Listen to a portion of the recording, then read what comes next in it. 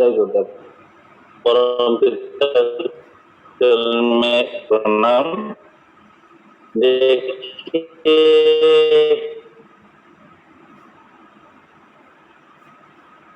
मैं तो बोलने वाला नहीं था, मैं तो आपने मुझे गेस्ट बनाया था, बोलने वाला था। राजू दा कहाँ गया? राजू दा आवाज आ रहा है मेरा? दादा उनका थोड़ा तबीयत खराब हुआ अचानक, तो वो मैसेज दिए कि वो नहीं रह पाएंगे। तो कोई बात नहीं, सब परम पिता की इच्छा से होता है। आज्ञा। तो अभी जो बात चली ना देवेंद्र भाई और सरोज भाई, उसको लेके मैं अपना चर्चा शुरू करूंगा। कीर्तन करते हैं, दोनों ठाकुर के कीर्तन करते हैं और इस हद तक करते हैं कि लोग मोहित हो जाते, ठाकुर में लीन हो जाते और एक दूसरे को अपने से अच्छा बता रहे। यही है ठाकुर का भावधारा कि मैं दूसरे को बड़ा देखूं और मैं कोशिश करूं कि मैं ठाकुर के साथ जुड़े रहूं। हम ठाकुर के साथ जुड़े रहते हैं अपना खुद का मंगल करने के लिए। और खुद का मंगल कैसे होगा? दूसरे का मंगल करने से, दूसरे को बड़ाई करने से, दूसरे। और ये आपके सामने लाइव उदाहरण हो गया। एक दूसरे, दो महान कीर्तनकारी एक दूसरे को बड़ा करने की कोशिश कर रहा है। देखिए, ये होता है ठाकुर के लेके चलने। और आप देखिए, सरोज भाई का लड़का बहुत अच्छा कीर्तन करता है, बहुत कंपोज करता है, बहुत कुछ करता है। उसी तरह देवेंद्र भाई का लड़का भी करता है। तो जो ठाकुर को लेके चलता है उनका तो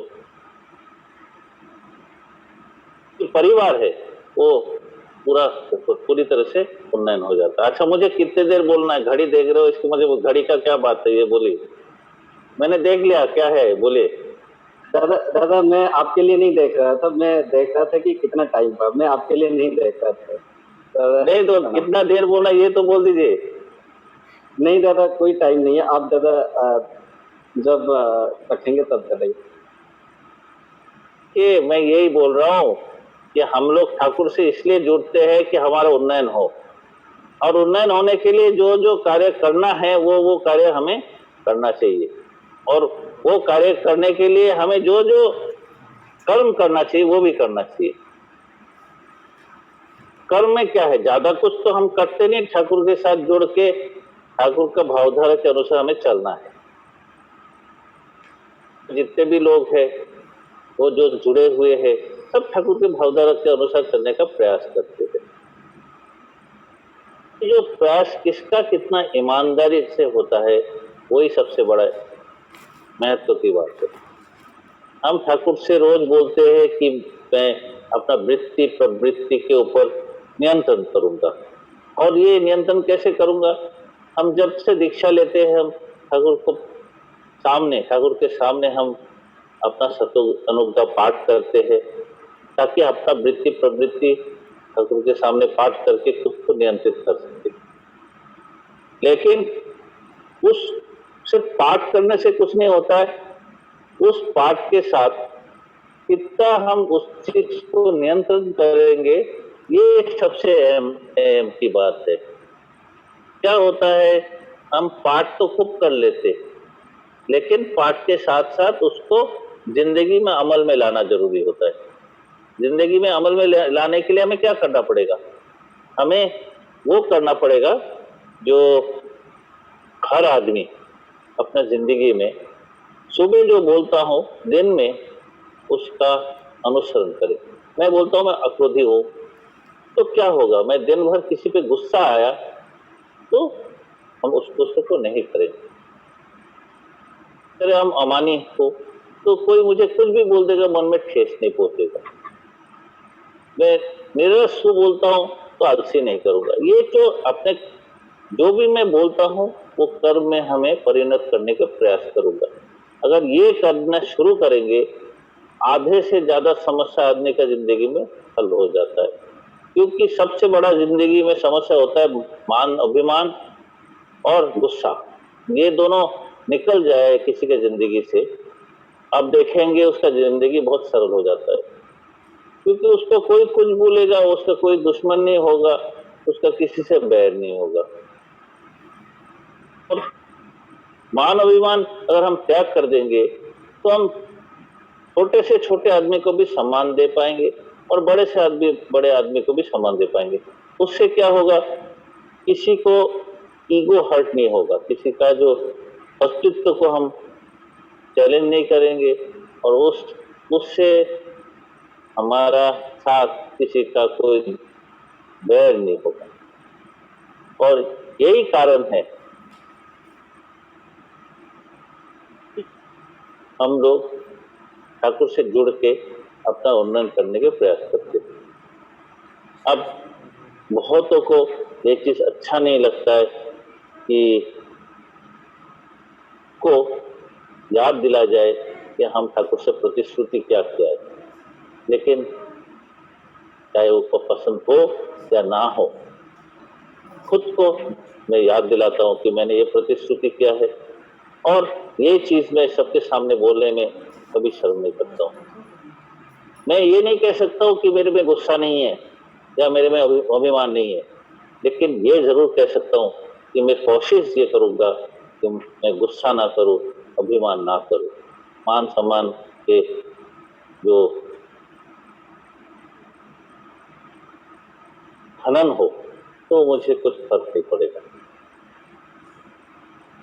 देखिए, मैं छोटा सा घटना बताता हूँ, ज्यादा दिन पुरानी बात नहीं है, हफ्ते 10 दिन पुरानी बात है। तो किसी ने फोन करके पूछा कि मैं बहुत बीमार हूँ और डॉक्टर से बात किया है, कोई डॉक्टर मुझे कोई एडवाइस भी नहीं कर रहा है और ये कोरोना के काल होने की वजह से कोई देखने भी नहीं आ रहा है और मैं इतना बीमार हूँ कि मैं उन तक जा नहीं सकता हूँ। तो मैं क्या बोलता, मैं उनको बोला कि देखिए, आप भोजन ठाकुर के अनुसार से कीजिए और साथ में पुनीर पत्ता के सेवन कीजिए, तुलसी पत्ता का सेवन कीजिए, गर्म पानी पीजिए, गार्गल कीजिए। और क्योंकि पेट का प्रॉब्लम था, उनको मैंने बोला आप दिन में 3 बार त्रिपाली खाइए और खूब नाम कीजिए। उन्होंने मुझे बता त्रिपाली तो मैं रोज खाता ही हूँ, लेकिन कोई असर नहीं हो रहा। मैंने उनको ये बोला ठीक असर हो जाएगा, आप तो खाते जाइए, लेकिन खूब ठाकुर के पास नाम कीजिए।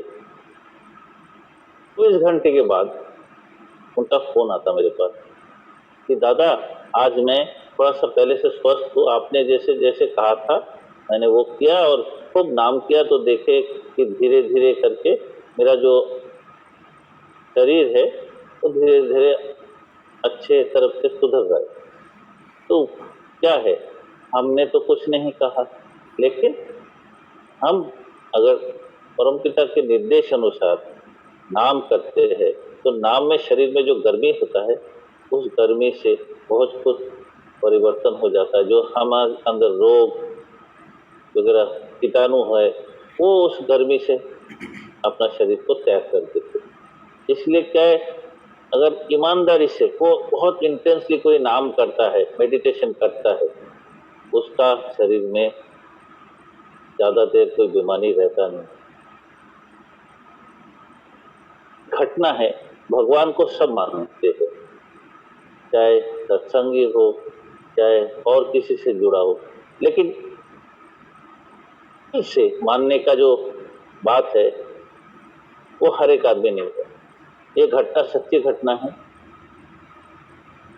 लड़का, खासी लड़का, वो जो क्रिश्चियन लड़का था, वो सिविल हॉस्पिटल में भर्ती हुआ शिलांग में। तो उन्होंने उनको देखा, देख के बोला कि आपका तो कैंसर है और 4th स्टेज है, बहुत ज्यादा फैल गया है, आपको 2 महीने से ज्यादा उम्र हम बता नहीं सकते। तो वो लड़का बोला आप क्या भगवान हो, आप तेरे को बोल रहे हो 2 महीने से ज्यादा नहीं जीऊंगा, आप कौन हो, आपको मैं आप नहीं मानता। मैं निकल रहा हूँ हॉस्पिटल से, अगर आप मुझे 2 महीने ही निकलना है तो आप ऐसे बोल के मैं क्या करूंगा, मैं निकल रहा हूँ बोल के वो निकल के चला गया। फिर वो क्या किया, प्रार्थना किया, वो प्रार्थना किया भगवान को, और रोज सुबह पैदल चलना लगा, और जंगल से, जहां से जंगल से जाता था, बोले मैं वैसे ही मरूंगा, ऐसे ही मरूंगा, जो भी पेड़ मिले उसका एक पत्ता चबा जाता था वो रोज। वो जैसे जैसे दिन बढ़ते गया, महीने बढ़ते गया, देखा गया धीरे धीरे उसको शरीर का जो स्थिति है परिवर्तन हो गया, अच्छा होने लगा। और ये महीने 2 महीने पैदल चलने के बाद देखा गया कि उसका सारे तकलीफ धीरे धीरे दूर हो गया। अब वो 2-4 महीने और चला, फिर 6 महीने बाद जाके उसी डॉक्टर से मिला कि बोला, देखिए डॉक्टर साहब, आप भगवान नहीं हो, भगवान ऊपर है, वो उसने जितना दिन लिख रखा है मैं उतने दिन ही जीऊंगा, आप कैसे बोल सकते थे कि मैं 2 महीने से ज्यादा नहीं जीऊंगा। उसके अंदर जो विश्वास था, देख के भगवान के ऊपर जो विश्वास था वो क्रिया कर गया, और वो डॉक्टर ने बोला ठीक मैं चेक करता हूँ। चेकअप किया, देखा उसके अंदर जो कैंसर का जितने भी कीटाणु थे, जो सेल्स थे, जो कैंसर, वो एक भी मौजूद नहीं है। तो बोले कैसे संभव हो गया, बोला तुमने किया क्या। मैंने कुछ नहीं किया, मैं तो रोज सुबह मॉर्निंग वॉक पे जाता था, जो भी पत्ता मिलता था वो चबा जाता था। फिर वो डॉक्टर बोले कौन कौन सा पत्ता चाहिए, बोले वो मैं नहीं कर सकता, मैं रोज मोटा मोटी 10 किलोमीटर का मॉर्निंग वॉक करता था, और 10-10 किलोमीटर करते करते करीब करीब 100 किलोमीटर के जंगल में रोज, मतलब इस 4-6 महीने में मैं पैदल चला गया। और ये जो 100 किलोमीटर जंगल में जितने भी पेड़ है सबका पत्ता एक थोड़ा थोड़ा करके मैं चबा चुका हूँ। अब मैं कौन सा बोल सकता हूँ कि कौन सा पत्ता से क्या हुआ। तो देखिए परमपिता बीमारी देते, उसका इलाज भी देते, बस हमें उनके ऊपर भरोसा करना है, उस भरोसे से हमें उनके राह पे चलना है। पूरी तरह से जो भरोसा करके उनके राह पे चलता है वो बीमारी भी गायब हो जाता है।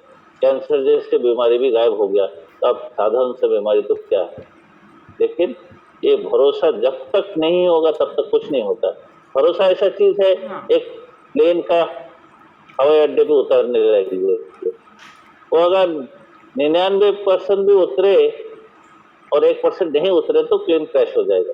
भरोसा ऐसा ही है, हम बोलेंगे हमारा खूब भरोसा है, लेकिन 1% मन में थोड़ा सा डाउट है या मन में दुविधा है तो वो क्रैश हो गया। 1% नहीं चलता, या तो है या नहीं। इस तरह से सभी भरोसा कीजिए, परम पिता पे भरोसा कीजिए, परम पिता के राह पे चलिए, और चल के खुद का उन्नति कीजिए, सबका उन्नति कीजिए, और इसी चलन से आपका खुद का भी मंगल हो जाएगा, सबके मंगल हो जाएगा। मैं परम पिता से प्रार्थना करता हूँ जो मौजूद जितने भी लोग हैं सबका मंगल हो। और आज अवसर पर जो 1 साल पूरा हो गया, 1 साल से ज्यादा हो गया, क्योंकि 6 तारीख से शुरू हुआ था, आज 7 तारीख है, 5 तारीख का साल पूरा हो गया था, 2 दिन और ज्यादा हो गया। और ये जो एक निष्ठ होकर ये जो साल भर चल रहा है, इसके लिए सबको बधाई देता हूँ, और परम पिता से प्रार्थना करता हूँ कि सबको मंगल करे। जय गुरु, वंदे।